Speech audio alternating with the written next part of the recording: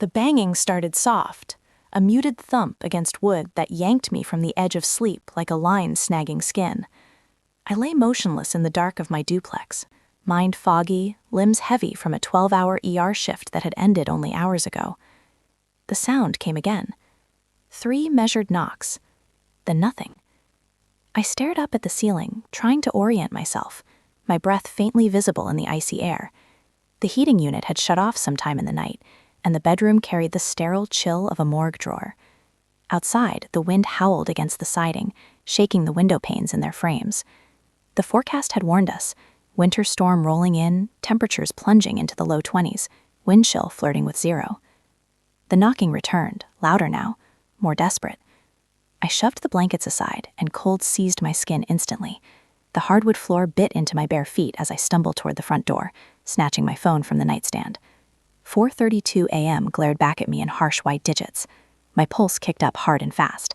No one brought good news to a door at that hour. I flipped on the porch light and pulled the door open. Then I stopped breathing. Dean stood there, his 11-year-old body bowed forward under the weight of his sister slung across his back. Hannah's arms hung loosely around his neck, her head tipped against his shoulder. Dean's face was ashen, lips stained purple, eyes glassy with that distant look I had seen too many times in hypothermia patients. He wore pajama pants soaked through at the knees, sneakers darkened by ice melt, no socks.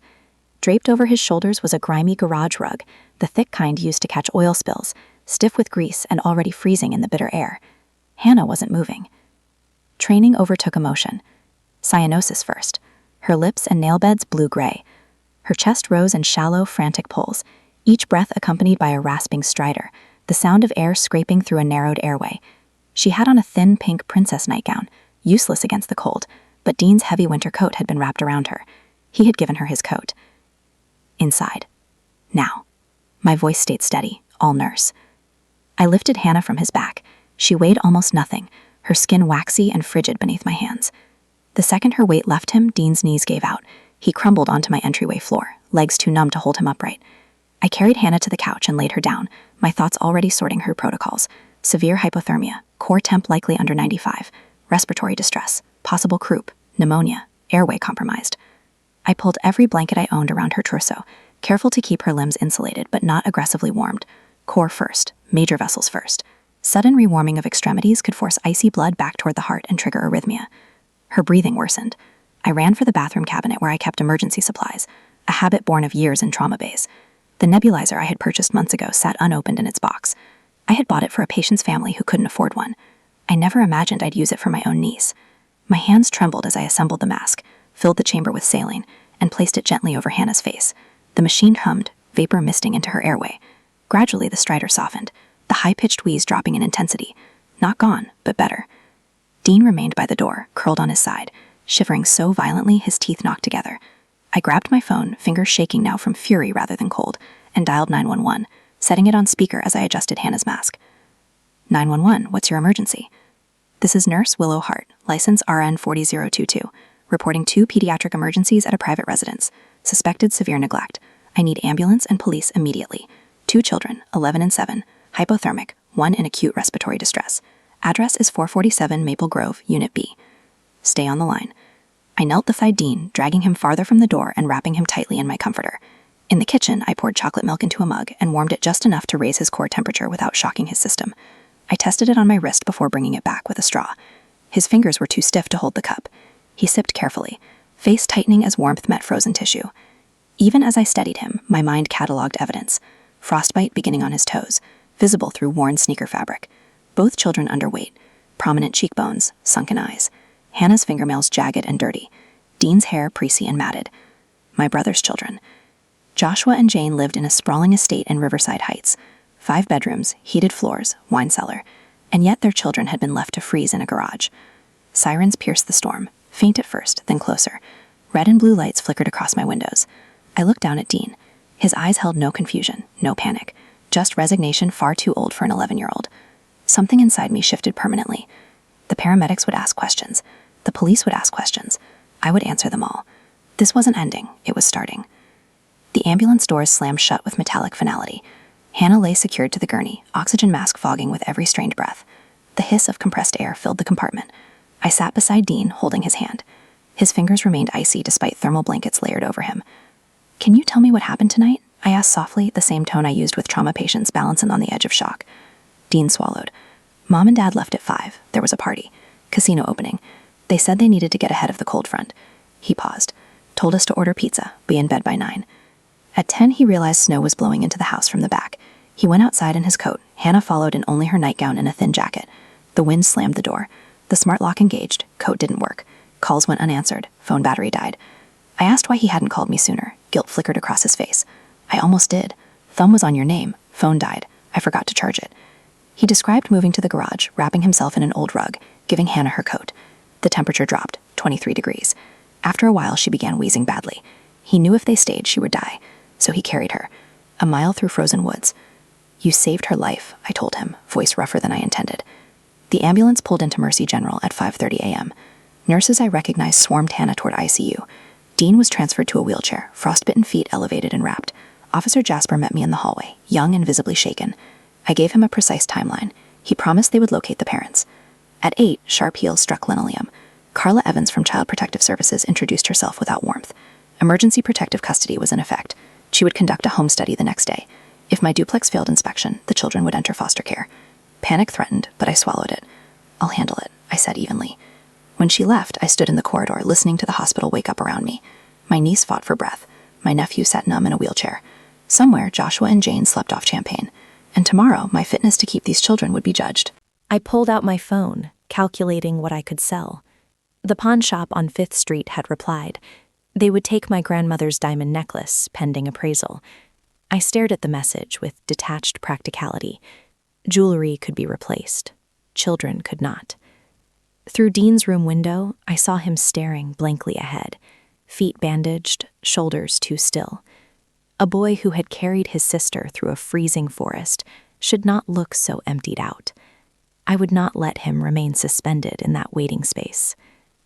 Earlier, at 6:10 a.m., the wind had teeth as Officer Jasper pulled his collar up and approached the Hart Mansion, its modern facade glowing with recessed lighting that probably cost more than his annual salary.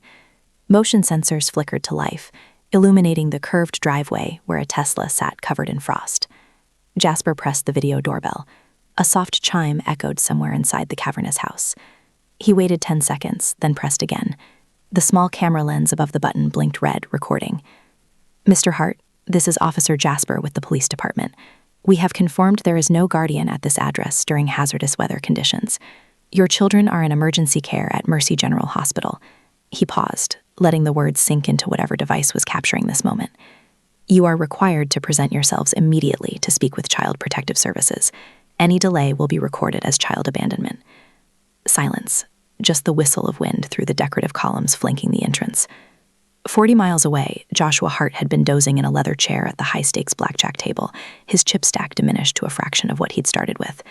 Jane was somewhere near the slot machines, her 5th martini making her laugh too loud at something that wasn't funny. The notification made his stomach drop before he even opened it. Front door motion detected. He fumbled with his phone, nearly dropping it. The app loaded slowly, always slowly, when you needed it fast. Then the feed appeared. 2 uniformed officers standing on his porch, one speaking directly into the camera. He didn't hear the audio, didn't need to. The rigid posture, the official gestures, the squad car visible in the driveway. He knew exactly what this was. "Jane?" His voice came out strangled. "Jane, we need to leave. Now." She looked up from her drink, mascara smudged beneath her eyes. "What? We just got here. The police are at the house." Her face went white beneath the foundation she'd applied 12 hours ago.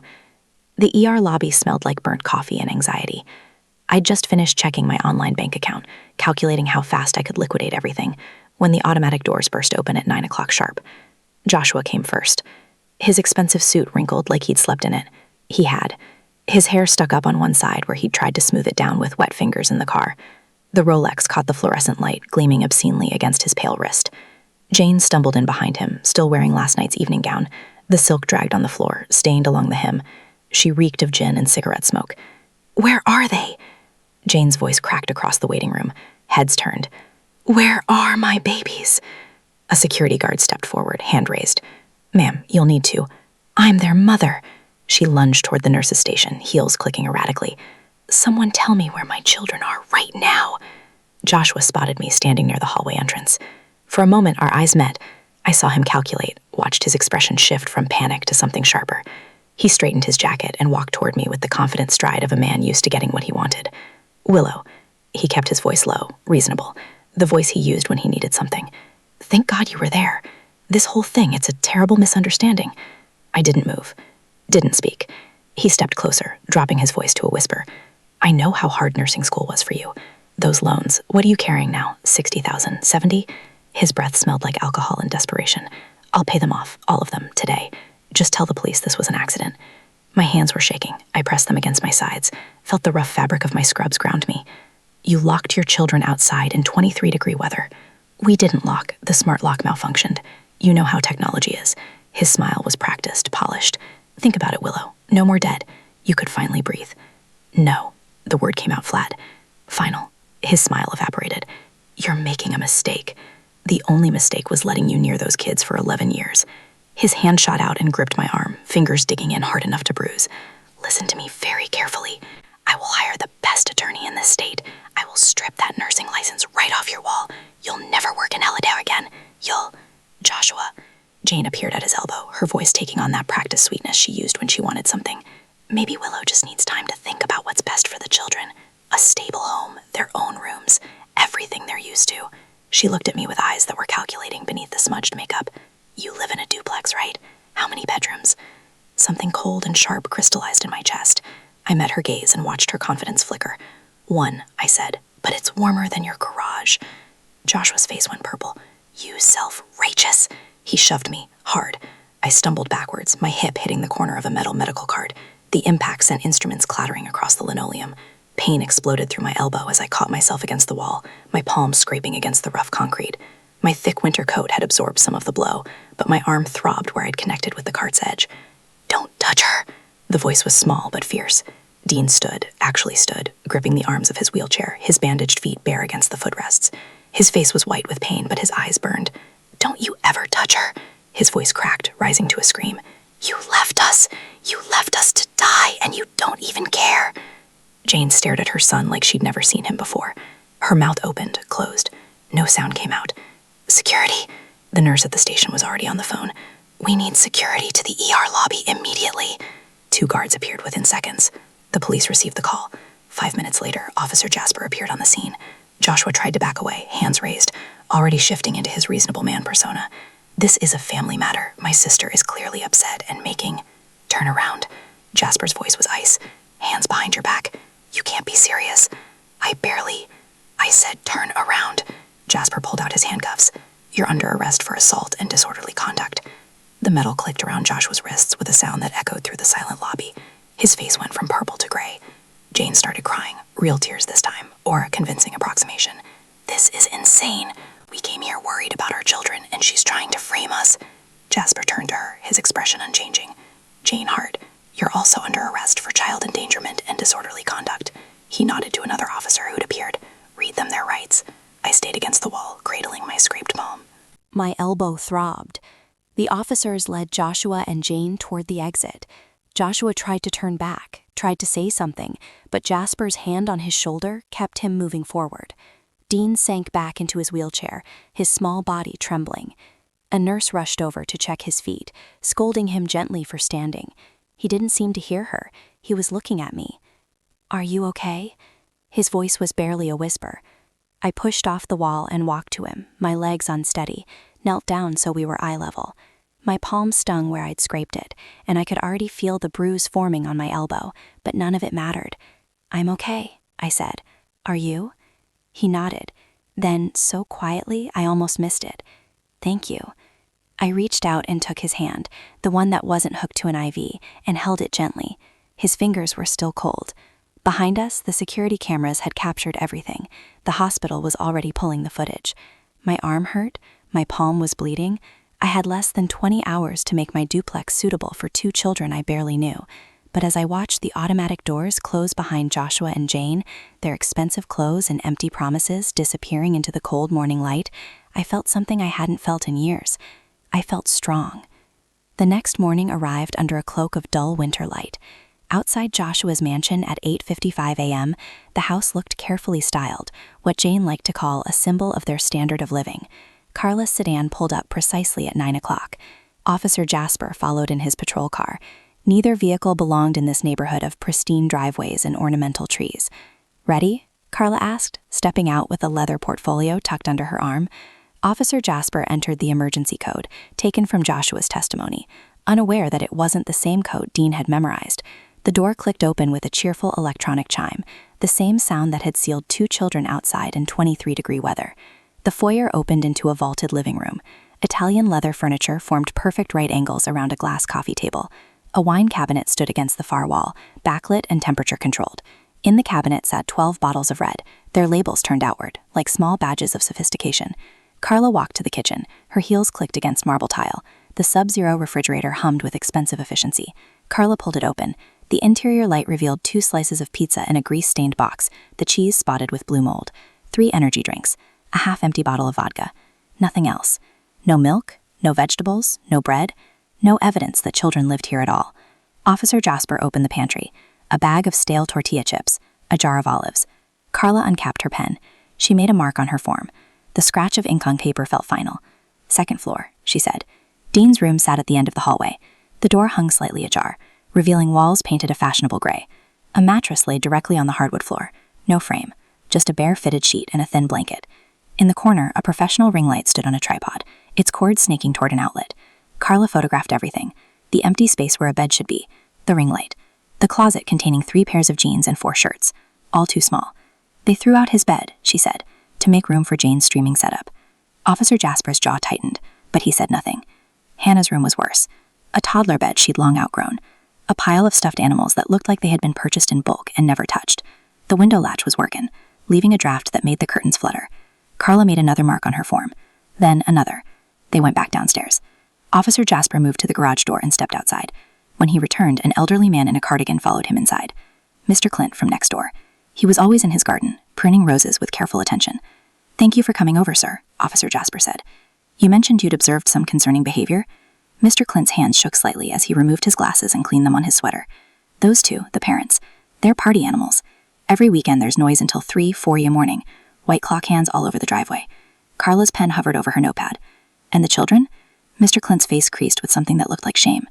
"The boy, Dean. I used to see him dragging these heavy black trash bags to his little red wagon. Took me a while to figure out what he was doing." "What was he doing?" Carla asked, though her tone suggested she already knew. "Collecting their empties, taking them to the bottle return machines at Kroger." Mr. Clint's voice cracked. "The more they drank, the more money he had. I'd see him and his sister sitting right there at the store entrance afterward, tearing into Lunchables like they hadn't eaten in days." The room went quiet. Even the expensive refrigerator seemed to stop humming. "I asked him about it once," Mr. Clint continued. "Asked if everything was okay at home. He just stammered something about being too busy playing to eat dinner." He looked at Carla, then at me. "That wasn't the truth, was it?" "No, it wasn't," Carla said. Carla made 3 more marks on her form. When she looked up, her expression remained professionally neutral, but her knuckles had gone white around the pen. "Environment unsafe," she said aloud, checking a box. "Inadequate nutrition. Evidence of chronic neglect. I'm recommending immediate termination of parental custody pending criminal trial." Back at my apartment, I sat with my phone in my hand and a decision on my shoulders. I needed a shark, someone who could gut Joshua's legal team and make sure those kids never spent another night in that house. The name everyone whispered with equal parts fear and respect was Attorney Vance, the most effective family law attorney in the region. He didn't lose. He also didn't come cheap. But I'd already started preparing for this fight. While I was still in the hospital with Dean and Hannah, while my arms still throbbed from where Joshua had shoved me into the doorframe, I'd made a mental inventory of everything I owned that could be converted to cash. Yesterday afternoon, I'd walked into the pawn shop on 5th Street with my grandmother's diamond necklace.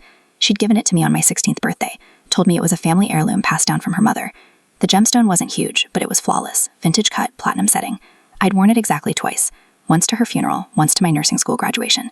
The pawnbroker had examined it under his loupe for what felt like an eternity before looking up. $3,800, cash, right now. I'd signed the paperwork without hesitation. The laptop was next. I'd posted it in the community resident group, a sleek high-end model I just finished paying off last week. $900 in monthly installments. Finally mine. A sophomore college student showed up in an hour, cash in hand, $900. Gone in 30 seconds. But the espresso machine, God, that hurt. I stood in front of it for 10 minutes before I could bring myself to unplug it.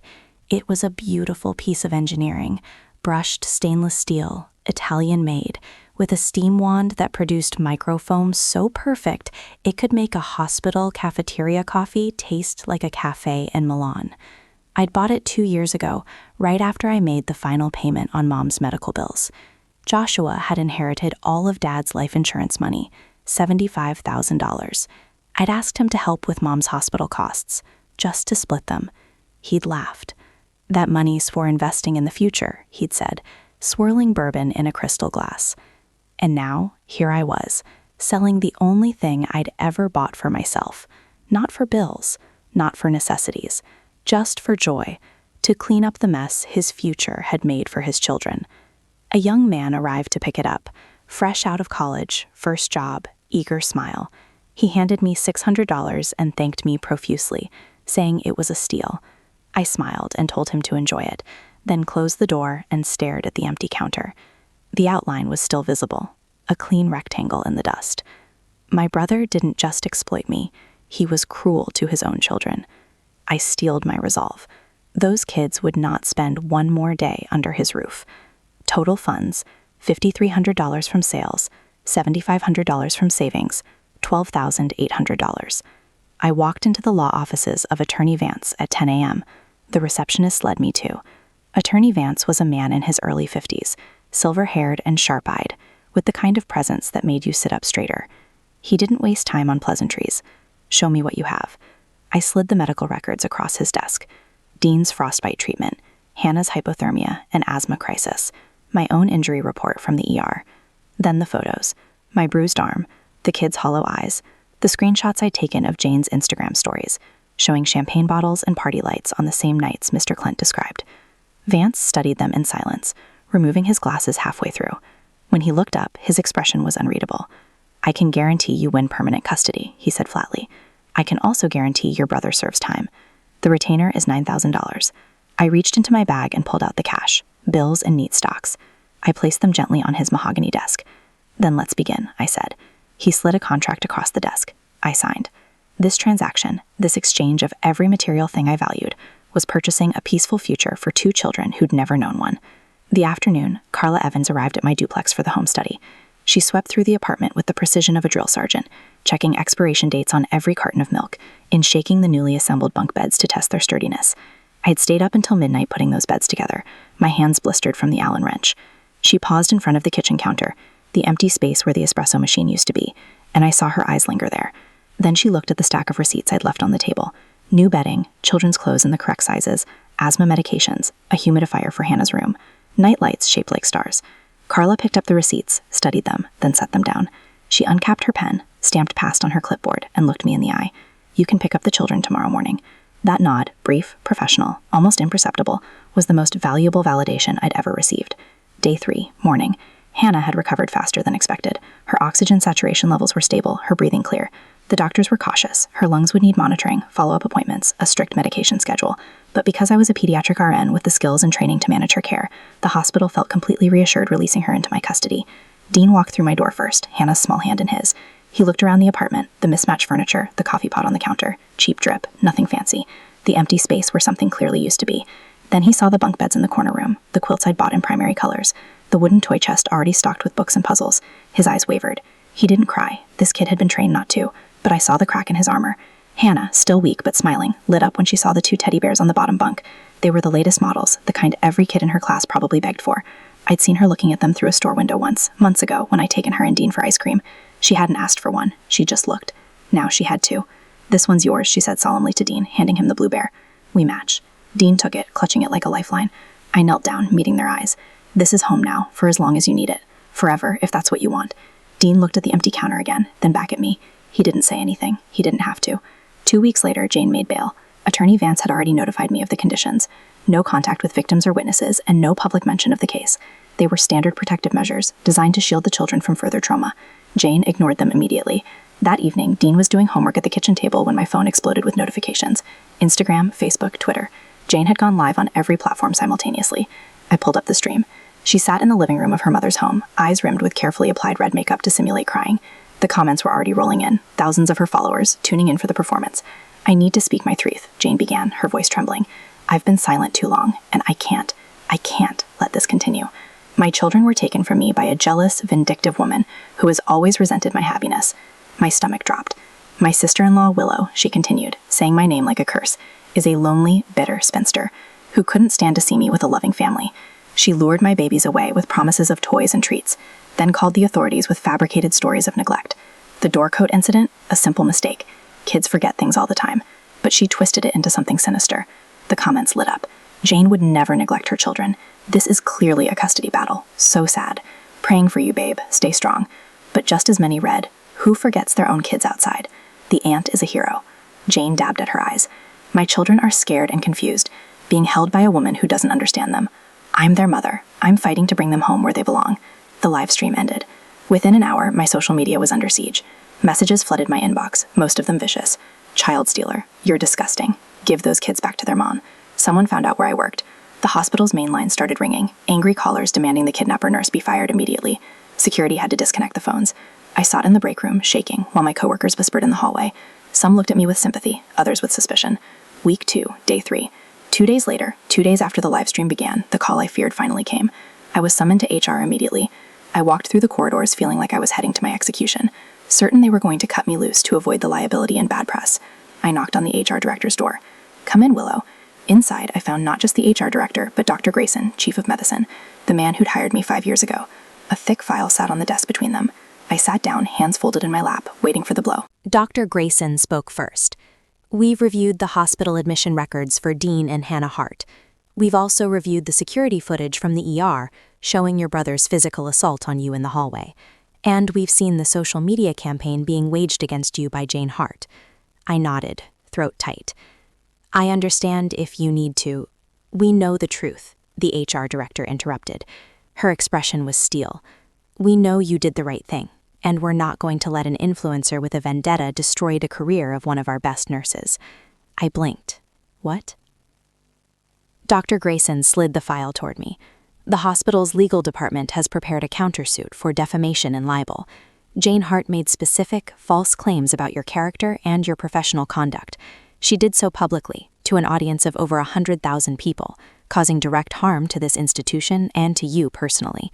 We have documentation, witnesses, and video evidence to refute every claim she made. We're going to bury her, the HR director added quietly. I stared at the file, then at them. You're supporting me?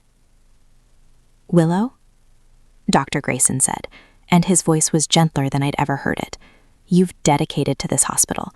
You've worked double shifts, covered holidays, trained new staff, and saved countless lives. When your mother was sick, you didn't miss a single shift. You're the kind of nurse we build a hospital around. So yes, we're supporting you. Unequivocally. Cheesened. I wept with relief. They were shielding me. The final piece of the puzzle fell into place the very next afternoon. The text came from an unknown number, while I was giving Hannah her nebulizer treatment. You don't know me, but I was at the party the night your nephew and niece were locked out. I need to tell you something about the door code. My heart stopped. I stepped into the hallway and called the number. A woman answered, voice hushed, nervous. I can't give my name, she said, but I was friends with Jane, and after seeing her on that live stream, lying through her teeth, I couldn't stay quiet. What happened? I asked. At the party, Joshua was showing off. He'd just installed this fancy smart lock system and wanted everyone to see how advanced it was. He pulled out his phone and demonstrated changing the code remotely, made a big deal about how secure it was, how he could control it from anywhere. Everyone went, ooh, wow, and he loved the attention. He was drunk, so proud of himself, and then he just kept drinking. I don't think he ever sent the new code to Dean. I sat down hard on the hallway floor. It wasn't an accident, I whispered. No, the woman said. It was negligence born of arrogance. I'm sorry. I should have said something sooner. You're saying it now, I told her. That's what matters. I thanked her, ended the call, and immediately forwarded the information to Attorney Vance. Attorney Vance moved with predatory speed. He subpoenaed the smart lock company's server logs, using the witness's tip as grounds. The data was damning. It showed that at 11:47 p.m. on January 14th, the code had been changed remotely via Joshua's iPhone to 8264. Dean hadn't forgotten the code. His father had changed it and never told him. Armed with this evidence and the recording of Jane's livestream, Vance went to court.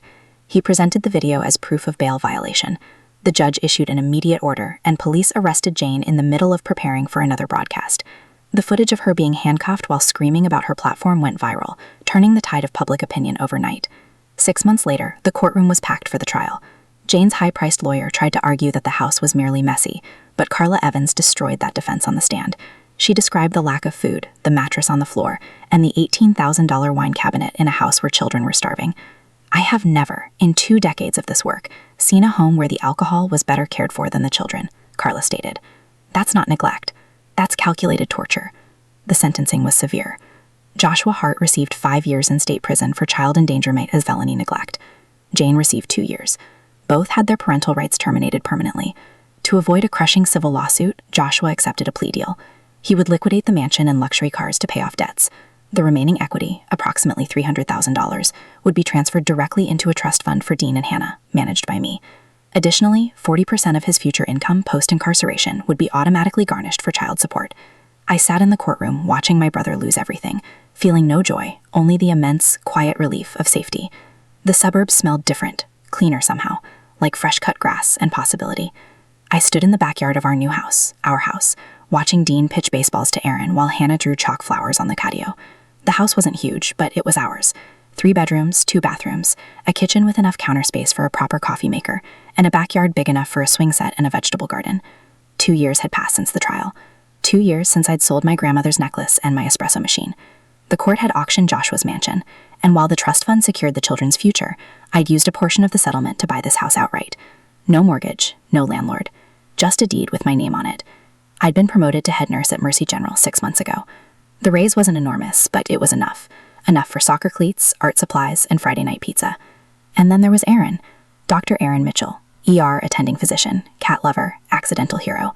He'd treated me that night in the ER, signed the injury report that helped jail my brother, and then simply never left our orbit. What started as professional courtesy visits evolved into helping with homework, bringing takeout, and eventually becoming the father figure these kids desperately needed. A week after the kids came to live with me, once the initial chaos had settled, Hannah had asked about Snow, the cat they'd left behind. We posted flyers, though I had little hope.